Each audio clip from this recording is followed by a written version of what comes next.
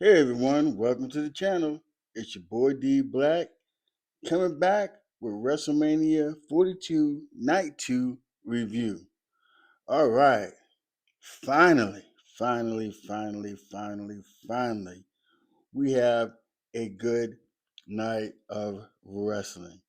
WrestleMania 42 Night 2 showed up and showed out. It was a good show. Do I think it saved Triple H and his job? No. We got one good show out of a whole year. So that's just my feelings of it. Because everything leading up to this WrestleMania was trash. No good storylines and stuff like that. Just look at yesterday's WrestleMania Night One. It was not a good show at all. But Night Two tonight, yeah, it delivered. It delivered.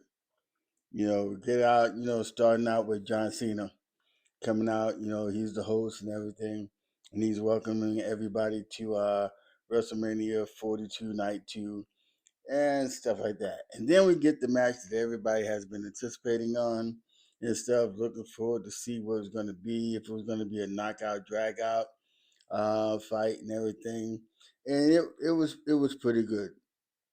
It was pretty good. Oba took it to Brock Lesnar and stuff, and they were going back and forth. For a minute there, Oba FEMI, was kind of like dogging Brock out and stuff. I thought it was going to be to the point to where it might be like a squash match, but it never took, it did. I'm glad it didn't end up that way.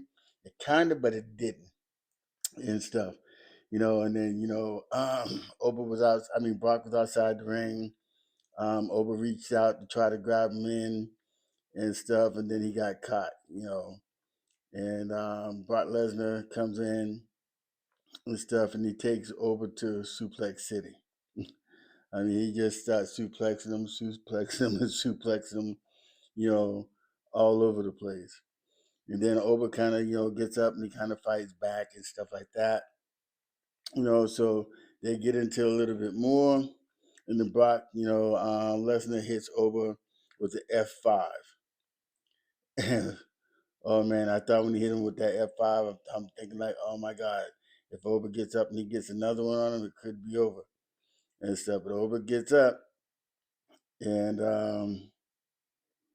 he grabs Brock Lesnar by the throat. He choke slams him.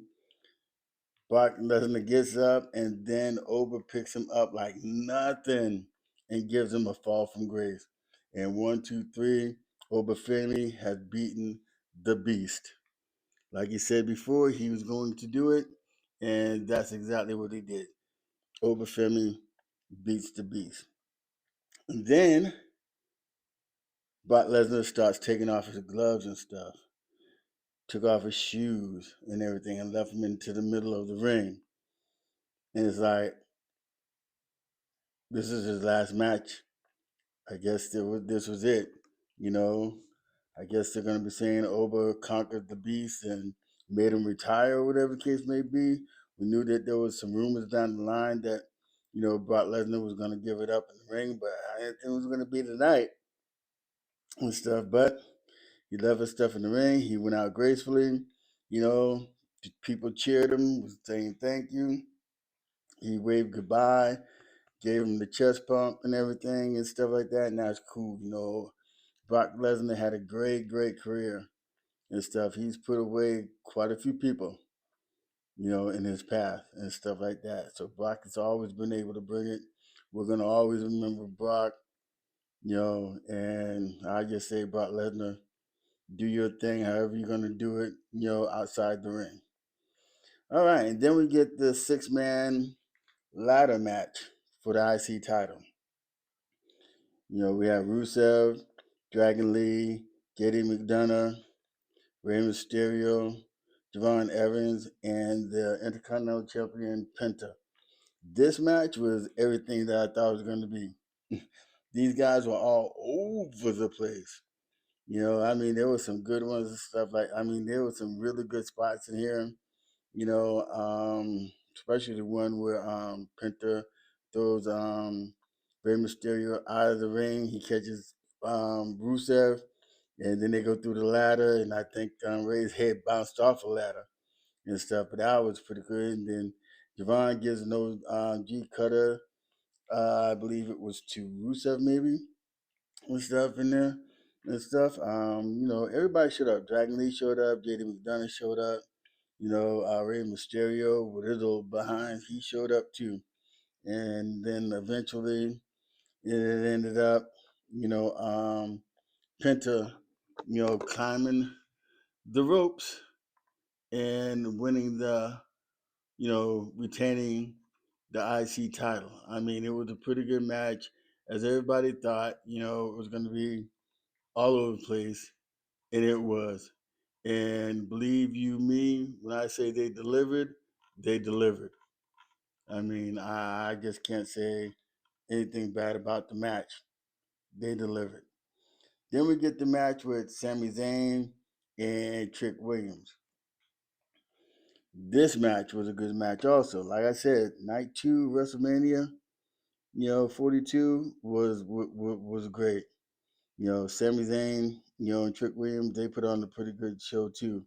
Little Yachty and everything coming out to the ring, with Trick Williams and stuff. And some of these entrances was, they were pretty okay and stuff. The match with Trick and Sammy was, it was going on and everything a little bit, it was back and forth and stuff. Sami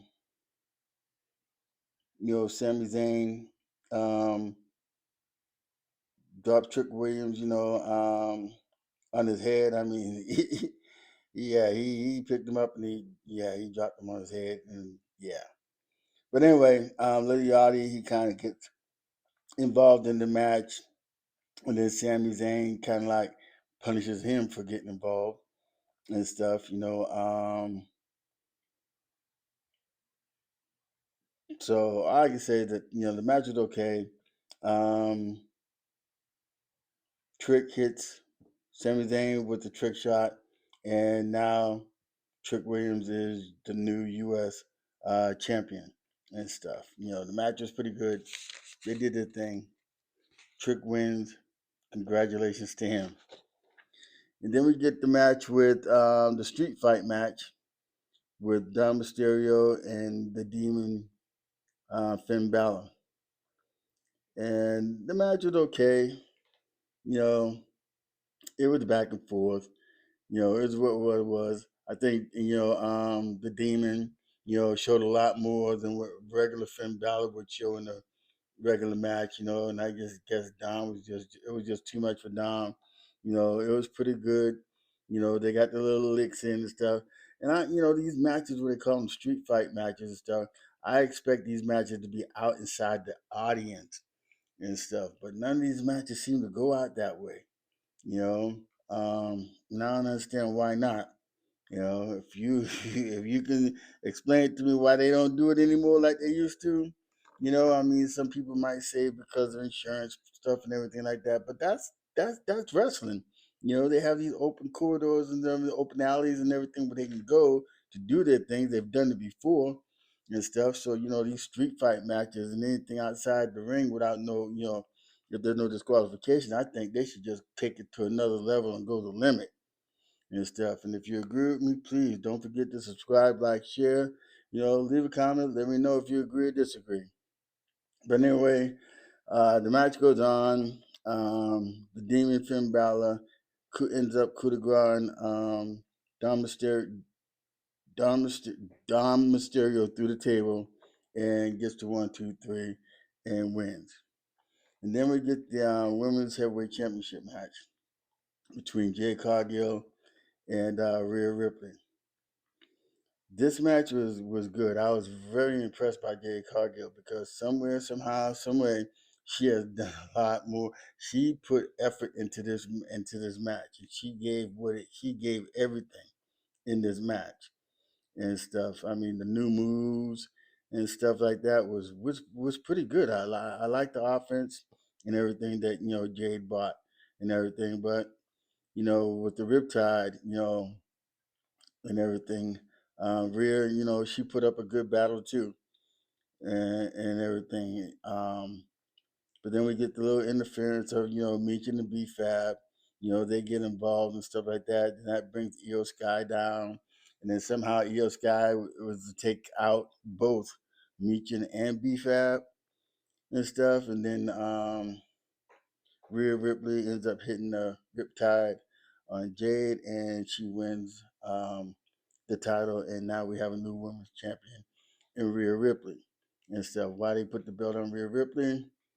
I don't know. I mean, they never really gave Jade Cargill a chance. She never really had a lot of, opponents, to defend the title against and everything. She had it for, I think she's had it for like maybe 6 months, maybe.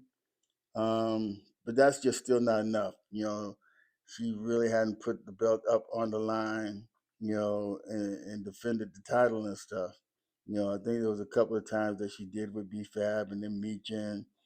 Um, that's all I can remember. But I mean, it was a couple of times. And so the same thing with Rhea Ripley. Last time that she was champion, she didn't defend the title a lot and everything. And then when Io had the title, it was just Rhea and Io going after the title until Bianca got hurt and stuff. So now Rhea has the belt. So who's going to be coming after her? We're going to have to wait and see. But anyway, we get the intermission kind of thing. Then John Cena comes out and he gives us the attendance, for night two, which was 55,255 people. And then for both nights, it was 106,072. I guess that's okay. And then we get then we get The Miz, he comes out and stuff, and saying that him and Kit Wilson come out saying that he won his WrestleMania moment and stuff like that, and then Danhausen comes out with the little Danhausens and stuff. I guess it was supposed to be kind of brighten up the spot of the night or whatever the case may be, for the waste time period, and then Danhausen, shakes John Cena's hand and stuff like that, because it looked like he was about to, say that he was cursed, but he didn't and stuff. So they shook hands and like that. And then he sent one of the little guys over there to Kit Wilson. Then he told him to attack.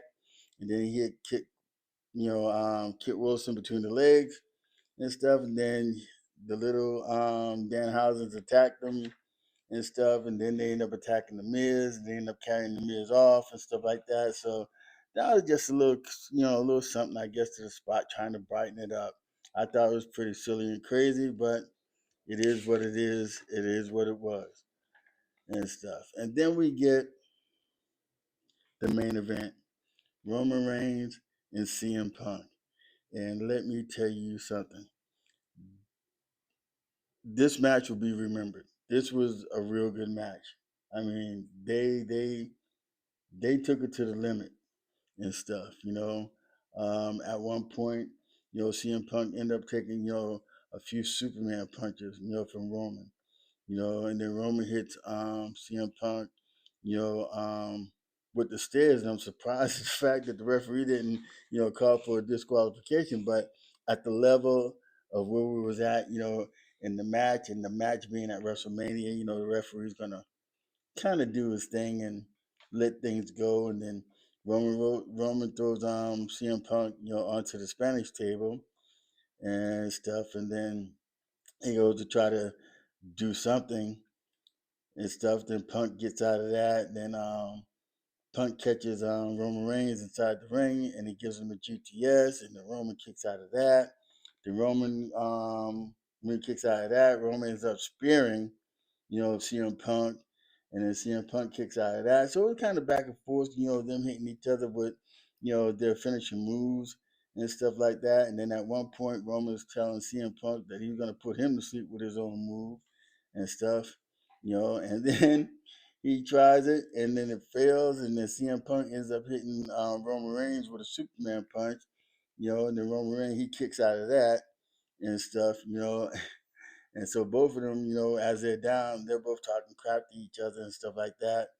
Then they get up and then they start having, blow for blow and stuff. So it was a pretty good match. They kept it going and stuff. I mean, they really kept it going, kept you inside the match and stuff. This is really one of the good ones and stuff.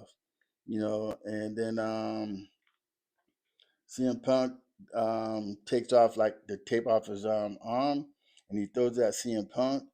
I mean, he throws that Roman Reigns, and then the referee goes to pick tape up and stuff, and then CM Punk low blows Roman Reigns and hits Roman Reigns with another GTS, and then Roman Reigns kicks out of that one and stuff. And then CM Punk tries another, tries to do another GTS because Roman after the first one just fell on top of CM Punk, and then CM Punk tries to do another GTS, but as he was trying to get up, he collapses.